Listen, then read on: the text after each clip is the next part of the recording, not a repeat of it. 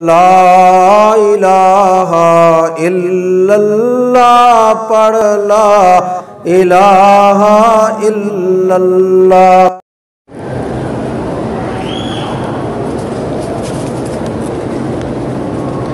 कहते नहीं मेरे घर वाले मेरे ससुराल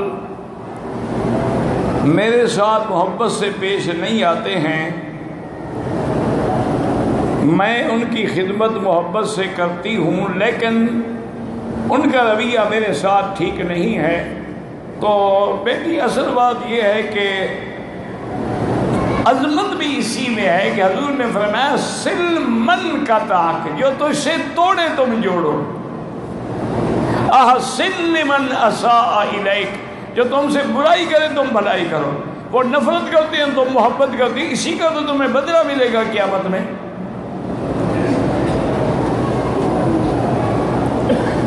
और अल्लाह के नाम है या लतीफ़ हो या वदूद।